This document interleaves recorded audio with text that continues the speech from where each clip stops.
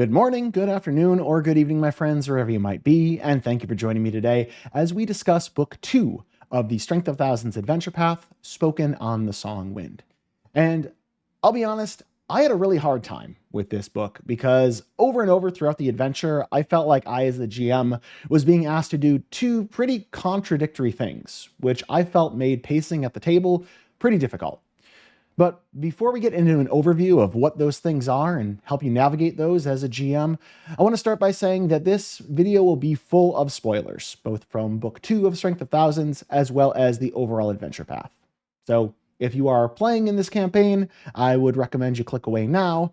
Otherwise, if you're interested in how Book 2 runs or you're preparing to run it yourself, stick around.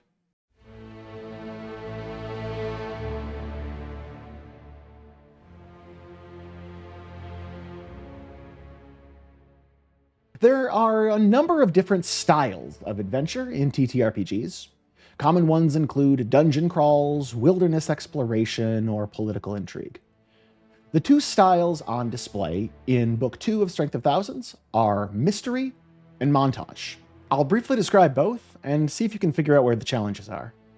Mystery adventures are about players gathering clues and leads to uncover hidden information.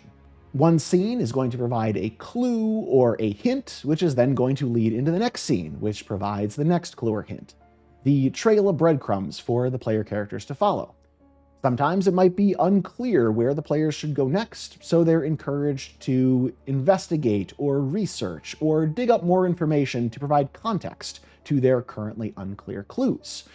The goal of these types of adventures is to provide the players clues that intrigue them, that excite them, and that clearly point them onto the next lead. Montages take the characters out of the general moment-to-moment pace of an RPG.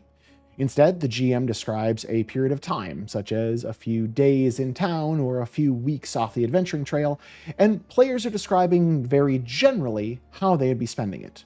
The goal here is to allow the player characters to pursue major goals or have periods of growth off-screen without the players needing to actively describe every detail of their actions.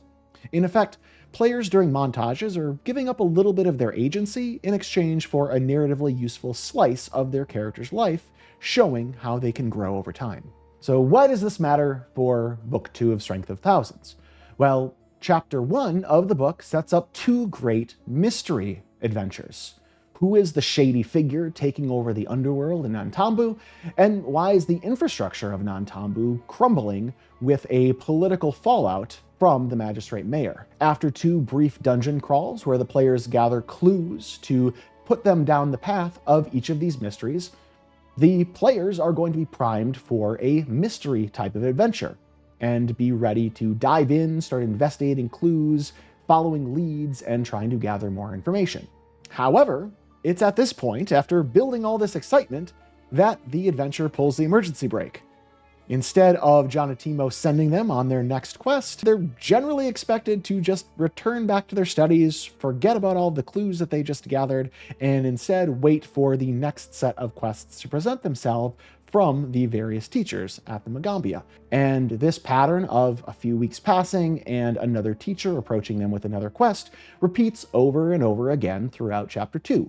Essentially setting up a montage as players are describing what they do in those passing weeks and then having a few key moments over the course of months or maybe even years relating to what their character's doing.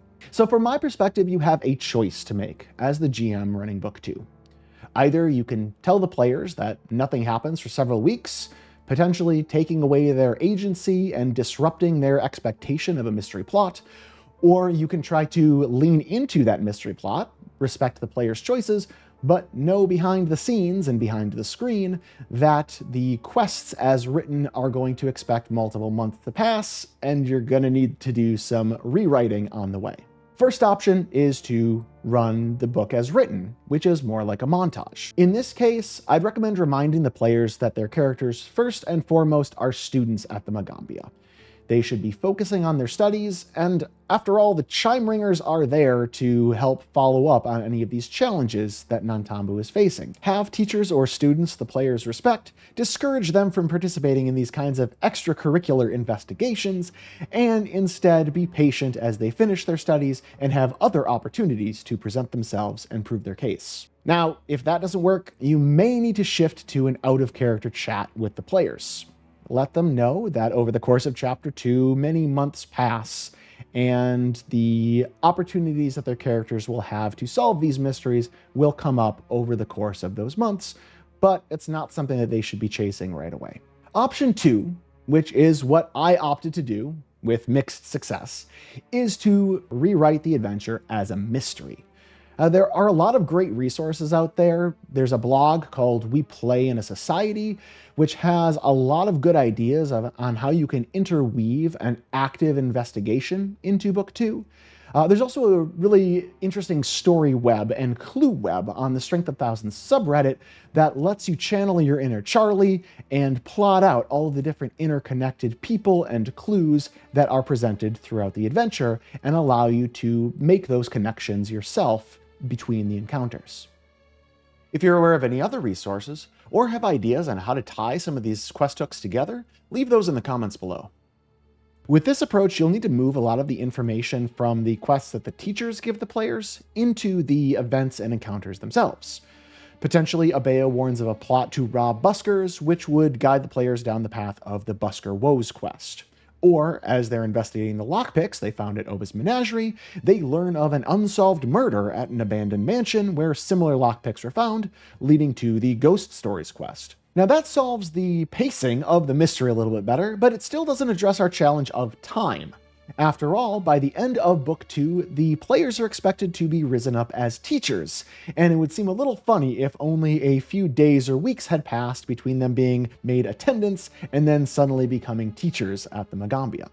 In order to stretch that time out a bit, I had some of the clues that led between scenes take place on longer time frames. In our example with the players investigating the lockpicks, perhaps the chime ringers need a few weeks or a month to gather up all of the remaining evidence or receive clearance for the players to investigate their old case files, which allows some time to pass while the players still feel like they're making progress on the mystery central to this adventure. Regardless of which method you use, I think either approach can work at the table, but I would strongly recommend going into Book 2 by knowing which approach you want to take and then sticking with it.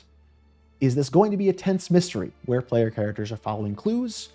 Or is it going to be more of a montage adventure where over the course of a year, a lot of strange coincidences start piling up, but the players are going to hold off on investigating those until the adventure reaches their climax and the players are ready to advance as teachers. There's a lot of very interesting encounters throughout chapters 1, 2, and the ultimate dungeon crawl in chapter 3 of this book, but that's a story for another time. Until then, thanks for joining me, and take care.